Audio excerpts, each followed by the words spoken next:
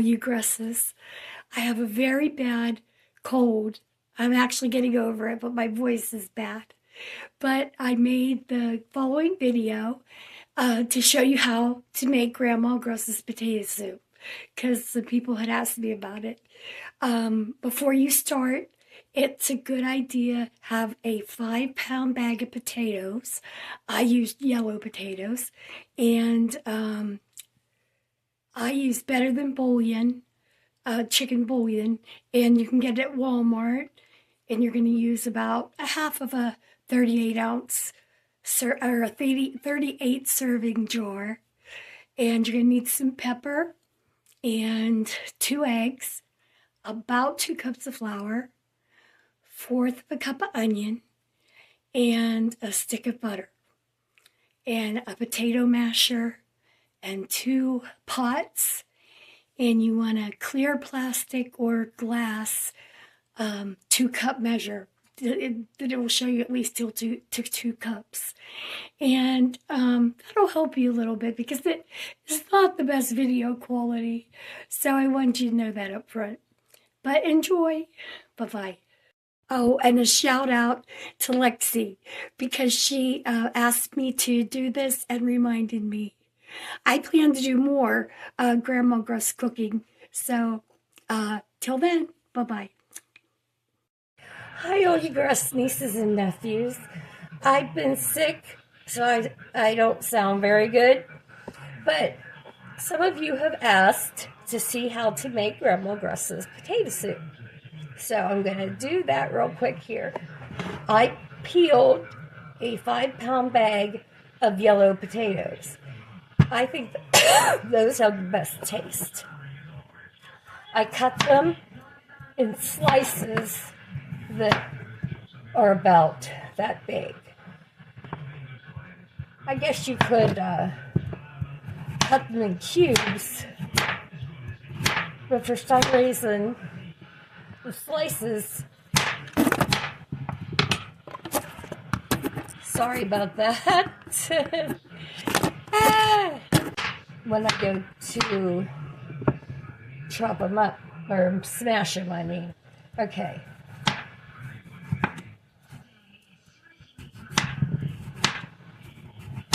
That's good.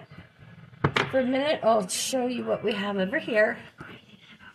I'm starting to get the soup or the hot water heated up, and I have Grandma's yellow pot that Uncle Jim had asked her for. Now, I just put some water to boil, but I'm probably not going to use that much water because I only use enough water to just cover the potatoes, but I like to get that started. Okay, back over here to my potatoes. And part of the reason I'm making this today is because I was sick and I am craving this potato soup. Okay, just going to continue to get these into little slices.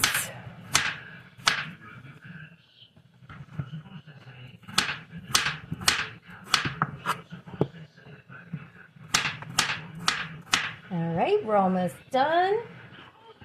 1, 2, 4, 5, 6. 1, 2. And one more potato. All right. So my 5-pound bag of potatoes is cut up into slices, peeled and cut up into slices. I'm going to take this over to the stove.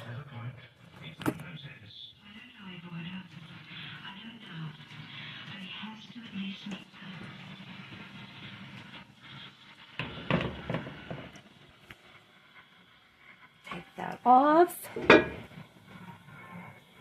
I'm going to start putting the potatoes in.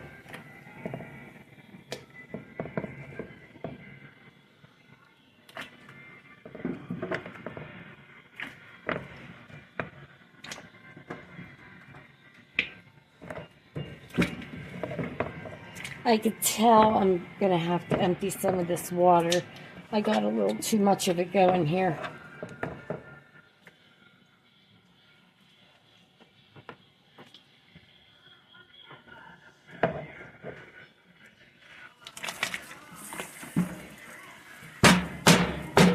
Get in there. All right.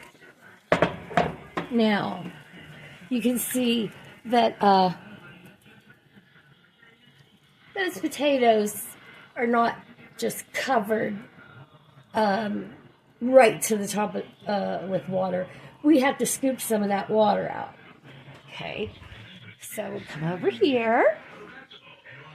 I'll just take one of Jim's cups. And we will just bail out some of that water.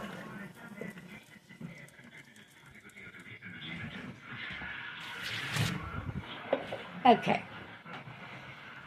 So for now, that's good. We're going to put the lid on. Leave it on high for a little while until the potatoes get a little bit tender. Okay. Okay. Now we need to use chicken bouillon. Grandma used whatever she had at the time, as far as I know. I don't know if she had a particular brand, but I found that better than bouillon chicken is very good. I like to use it and the other flavors for different things. I can get this at Walmart, so that's probably where you can find it. Now, these potatoes are boiling. They're not quite ready, but I'm going to start putting some of the bouillon in. And of course, I don't have the right size spoon. Well, let me just, okay. This is like a big, I'm going to say that right now, I'm putting in a fourth of a, how big is this? A fourth of a 38 serving jar of Better Than Bouillon chicken into this pot.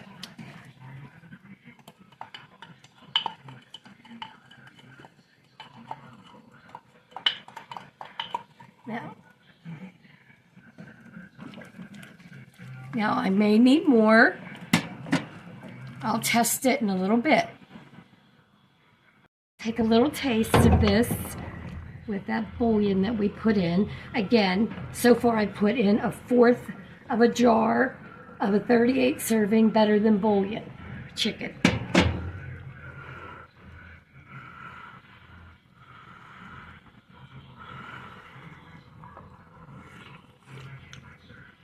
That's good, but not quite there yet. Now, if I had more Better Than Bouillon, I would add a couple big tablespoons of it. That's what our soup looks like. It's going well.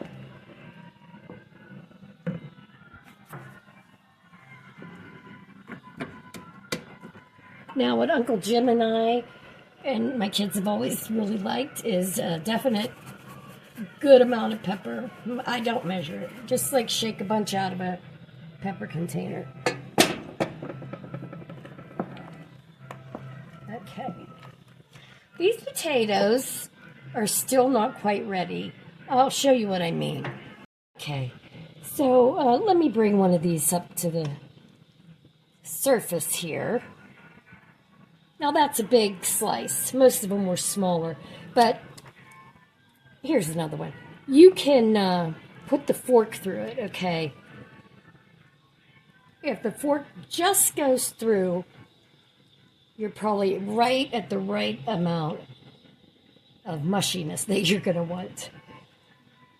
Now, people like it differently. I know Aunt Vicki said that Uncle Dave always remembered it and liked it being kind of mushy. Maybe Grandma made it that way sometimes. I know I like it if there's little bits of potato in this. To me, looks like we're ready to make the mashing masher. You can find those anywhere. You might have one. Thrift stores always sell them. Okay, so then you start going through the potatoes with this. Now, as I'm doing it, it seems to me that it's not quite mushy enough. All right, I'm going to let these cook a little bit longer. I'm also going to taste them. Taste the soup.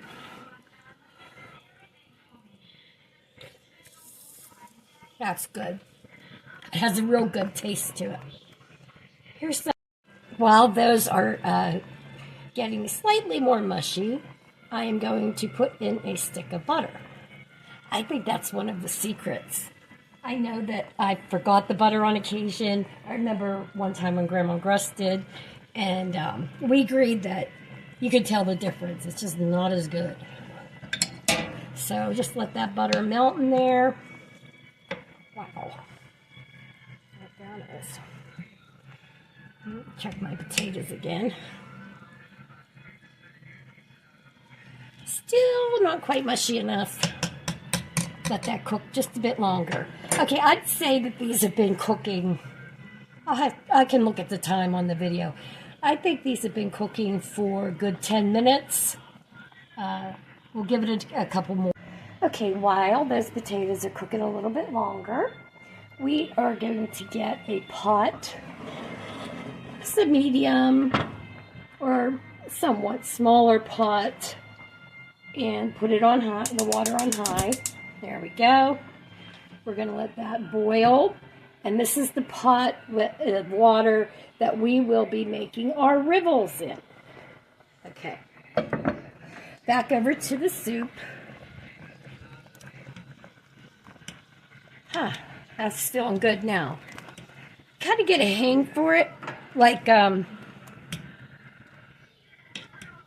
can tell when you're mushing those potatoes up just enough for whatever consistency you like. I'll try to show you. Take some of these potatoes up out of there. See, some are pretty mushy. Others are little pieces of potato that are intact. None of them are hard. I don't think you really want them to be hard in this soup.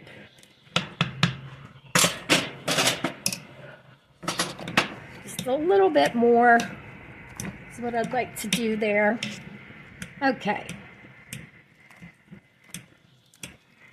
Now I'm going to turn that off so it doesn't continue to boil, because if you let it continue to boil, obviously you are going to have very mushy potatoes.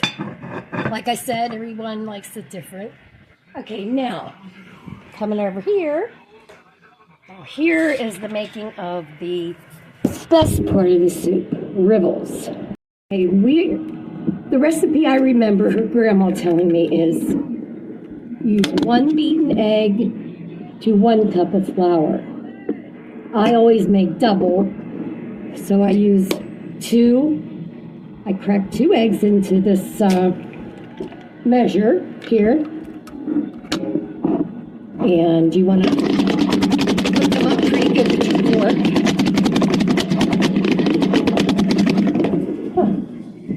I forgot to turn that on. I was saying not to forget to turn the soup off, and that's exactly what I did. Okay. Beat those up really good. All right, that's good.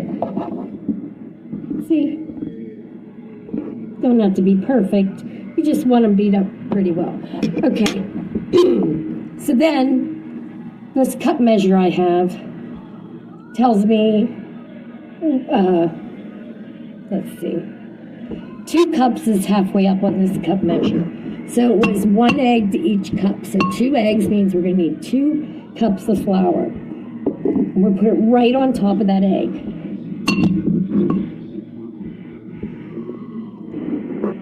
Right to the 2 cup measure. Okay. Now, Grandma told me the secret to the ribbles is that you're going to fold the egg into the flour. In other words, you don't just put your fork in there and start stirring everything up together. That's just mixing. This is called folding. So get your fork around the edge of the measure cup and push some flour out of the way. You'll notice a little bit of egg comes up with it. Do it again. Push the flour over. More egg comes with it. Go around the edge. Push the flour over. Okay? You'll start to see little bits of egg come up with it. Gonna toss it some more. Getting some more egg there. As you can kind of see, I hope. We're going to do that for quite a bit because there's always more egg at the bottom than you realize. You can even see if you look, see all the egg down there? So if you just keep continuing to go around the edge and bring the flour up, you're not going to have any problems.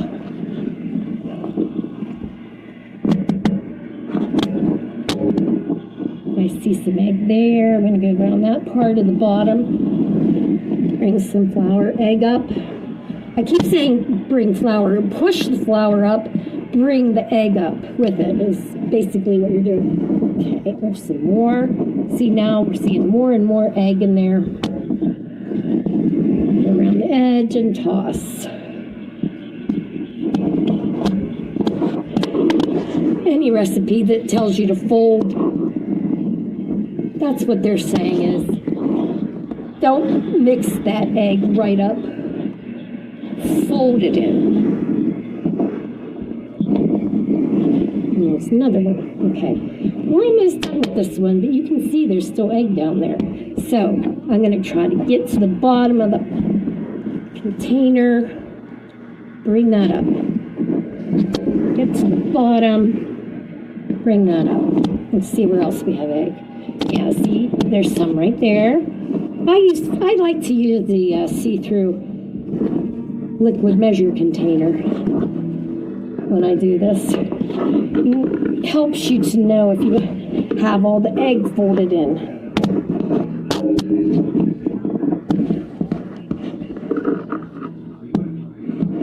Okay, I think that's done. Then there's how it looks. Okay, it just looks like chunks of flour. Some of them with a big thing of egg. And they don't have to be perfect. This is what it looks like. Okay. All right. Now we're going to go over to the stove.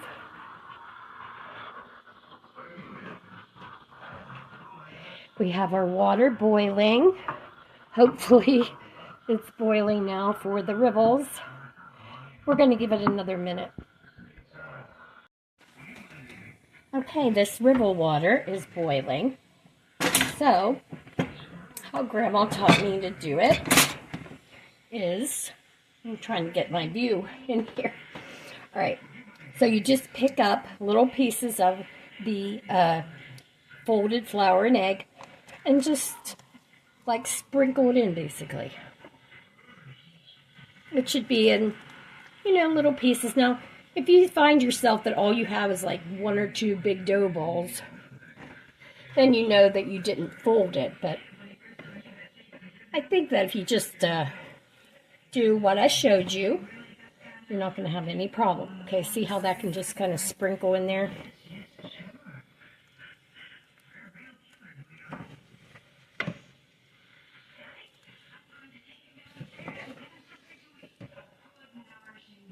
Okay, and then whatever's left there, I'll just toss that in from the container. All right, I'll give this whole thing a stir.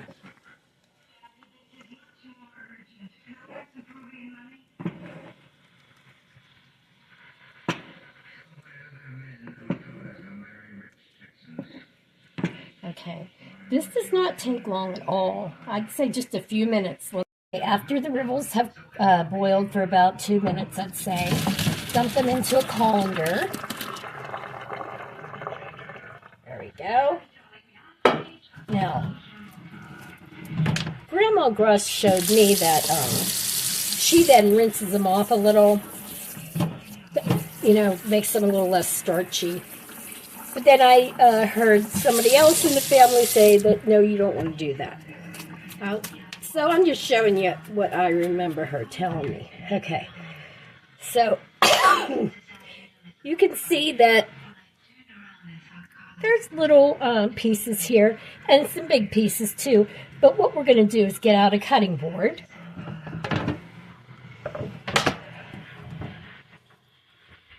Now, I think Grandma Gruss might have just broken these into little pieces with her hands when she put them in. She probably waited for them to cool off. But I'm not going to wait for them to cool off right now. I'm going to take any of the big ones and just cut them down into smaller pieces. That gives you more rivels. Because even though you put them in, you kind of scattered them in there, after they cook together, they will stick together a bit. And that's fine, because all you have to do is just cut them into smaller pieces. Now, sometimes it's really good to get a big piece of rivel in your soup. So I don't want to cut them up too small, but I just want to make sure any of those real big ones, I do get into smaller pieces so that there is some nice bit of rivel in every bowl of soup.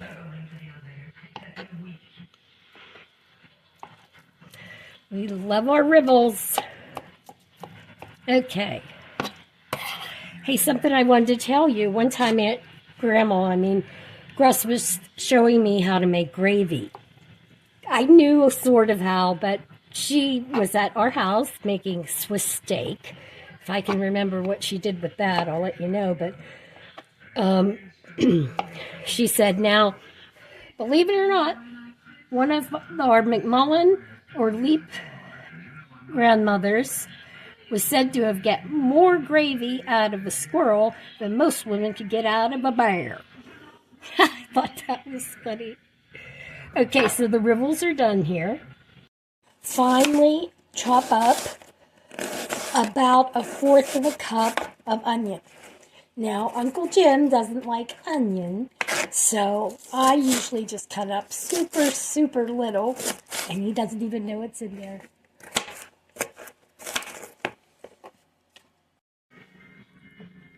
Okay, we put the rivels into the soup. Oh, that looks good. Now at this point, I think Aunt Lisa said she puts in Old Bay seasoning or paprika. I'm not sure, but probably different people in the family have their own little things that they do to the soup, so you have to ask them. I'm just doing what Grandma Gruss showed me. Also, she said, if you put all the bouillon in and just not quite flavorful enough, she said, just add a little more salt. Now for the very best part, sitting down on a cold winter day and having a bowl of potato soup. Grandma Gruss's potato soup.